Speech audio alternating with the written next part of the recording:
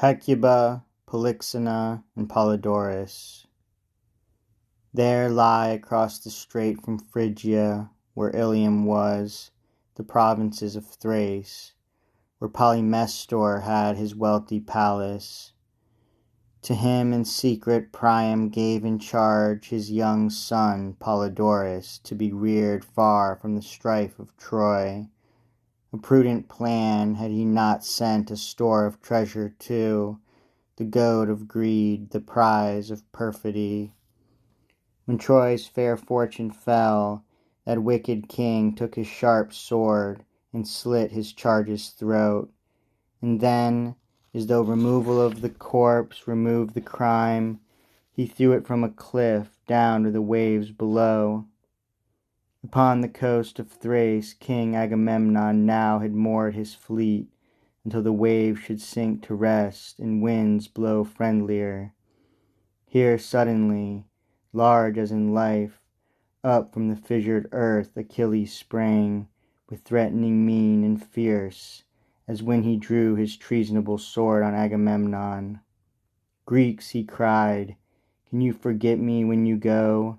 Is gratitude for my fine feats of arms interred with me? It shall not be. My tomb must have its honor. To appease Achilles' shade your sacrifice shall be Polyxena." The allied host obeyed the bidding of his ruthless ghost. Torn from her mother's arms, the ill-starred girl, almost her mother's only comfort, brave with more than woman's spirit, was led forth up to the sepulchre, the sacrifice for that grim tomb. And when they stationed her before the cruel altar, and she knew the fearful rite was ready for herself, true to herself she was. And when she saw Achilles' son standing with knife in hand, his eyes fixed on her face, "Be quick," she said, "take, use my noble blood, we need not wait. Into my throat or bosom plunge your blade." Bosom and throat she bared. Polyxena for sure would never live in slavery. For such a sacrifice as this no power in heaven will be appeased. I only wish my fate were hidden from my mother. In my way my mother stands, and lessens my delight in death, though not my death, but her own life she ought to mourn. Now stand aside, that I may go in freedom to the shades of Styx. A fair plea surely. Let no touch of man handle my virgin body. Blood that's free he will prefer, whoever he may be, whom you prepare to appease by killing me.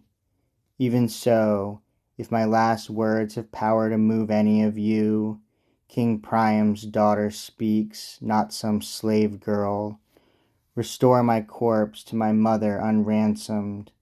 Let the tragic rite of sepulchre be priced in tears, not gold. Once, when she could, she paid in gold as well. She finished, and the whole assembly shed the tears she would not shed.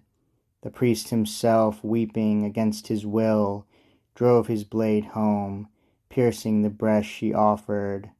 On the ground, her knees failing, she sank, and held her look of fearless resolution to the last.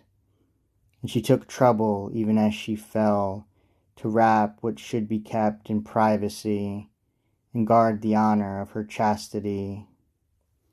The Trojan women took her body up, counting the roll, the lamentable roll, of Priam's children, and the blood so often given by that one house.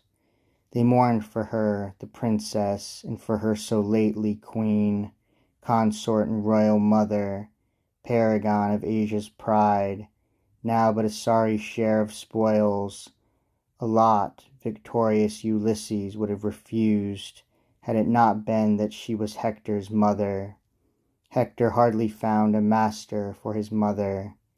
She embraced the corpse of that brave soul, and shed for her tears shed so often for her fatherland, her sons and husband. Tears, too, on her wounds she poured, and smothered kisses on her face. She beat her own woe-seasoned breast, and swept her white locks in the clotted gore, and wailed in threnodies of grief these bitter words. Dear child, last of my woes, for what is left. Dear darling, lying there, I see your wound, my wound is well.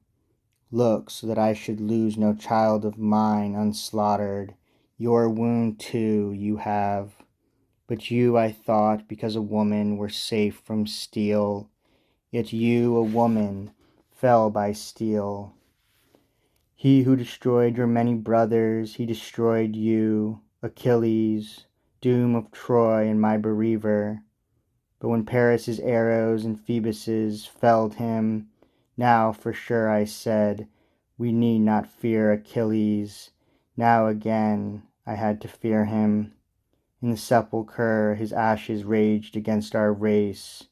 Entombed we felt him as our foe. For him I bore my children. Mighty Ilium lies low. In tragedy our nation's ruin reached its end. But end it has. For me alone Troy lives. My woes stream on. Why, yesterday I was supreme, with all the power of sons, daughters, husband, and family. And now I'm dragged, a pauper, fugitive, torn from the tombs of those I love, given to Penelope. And as I spin the task I'm set, she'll point to me and tell the wives of Ithaca, this woman here is Hector's glorious mother, this woman's Priam's queen. And you, my child, you, when so many others have been lost, your mother's only solace, meet your doom in sacrifice upon our foeman's tomb, death offerings for our foe, from my own womb.